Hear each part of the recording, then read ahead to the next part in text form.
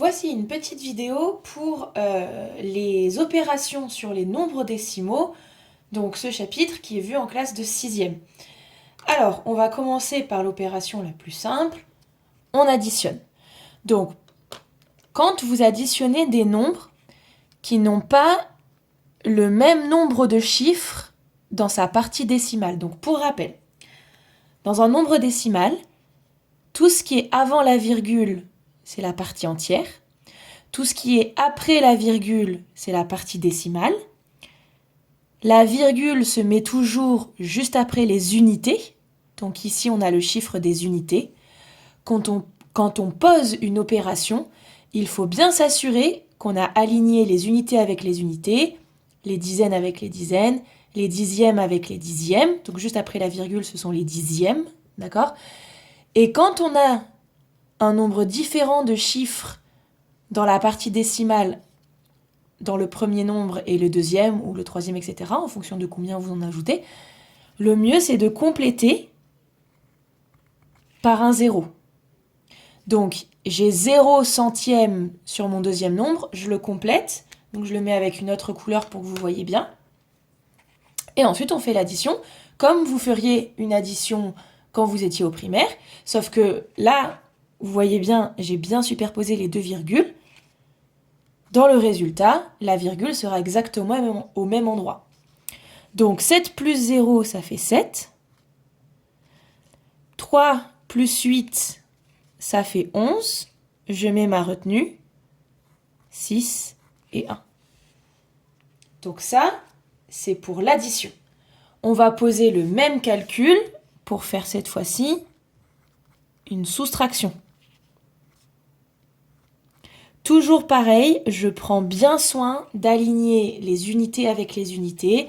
Comme ça, la virgule est bien placée au-dessus de la virgule du nombre qui est positionné en dessous. Je sais que moi, je vais avoir une virgule à cet endroit-là. Et comme pour l'opération du dessus, je mets un 0 au niveau des centièmes. Ce 0, vous n'avez besoin de l'ajouter que lorsque vous faites une addition et une soustraction. On enchaîne, 7 moins 0, ça fait 7. 8 moins 3, ça fait 5. Ici, 0 est plus petit que 5. Donc, si vous avez une technique différente de la mienne, je sais que j'ai des élèves qui barrent des chiffres. Moi, je n'ai jamais appris à faire ça. Moi, ce qu'on m'a appris, c'est à mettre un 1. Donc, en fait, je transforme ce 0 en 10. Mais comme cette dizaine, je ne peux pas la sortir du chapeau, je la prends d'à côté. Donc, je mets un 1 en bas. Il faudra que je fasse 1 moins 1. Donc là, j'ai 10 moins 5, ça fait 5. Et 1 moins 1, 0. Et on va terminer du coup par la multiplication. Pareil, je mets les unités au-dessus des unités. Et j'aligne bien les virgules. Maintenant, alors, j'ai des élèves qui m'ont demandé est-ce qu'on peut enlever la virgule et la mettre à la fin ? Si vous le souhaitez, moi personnellement, je ne vais pas le faire du tout. Je préfère avoir tout le temps la virgule, comme ça je suis sûre de ne jamais me tromper. Et on aime bien ne jamais se tromper. Je ne mets pas le 0 ici. Pour rappel, ce 0 est utile quand vous faites une addition et une addition et une soustraction, mais pas justement lorsque vous avez une multiplication.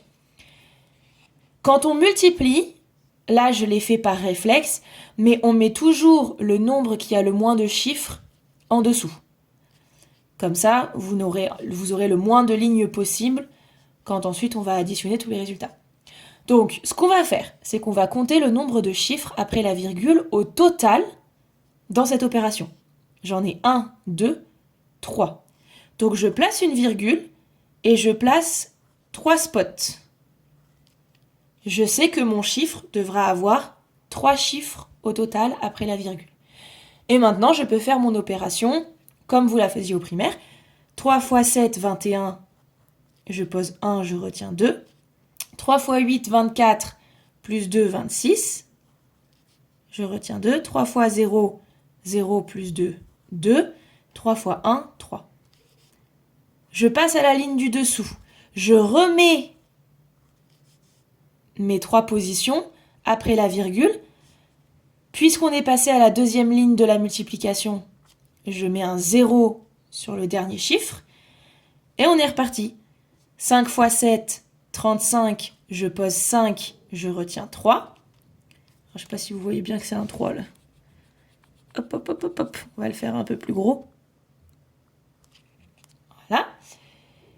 5 x 8, 40 plus 3, 43. Je pose 3, je retiens 4. 5 x 0, 0 plus 4, 4. 5 x 1, 5. Je n'ai que 2 lignes puisque j'ai mis le nombre qui avait 2 chiffres sur l'étage du dessous de ma multiplication. Et maintenant, j'additionne. Hop, on revient à l'étape du dessus. Donc, on fait une addition. On sait que la virgule est alignée avec les autres virgules.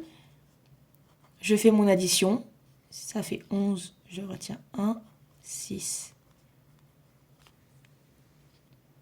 Voilà donc les 3 opérations qu'on vous demandera pour le chapitre Opérations sur les nombres décimaux en 6e.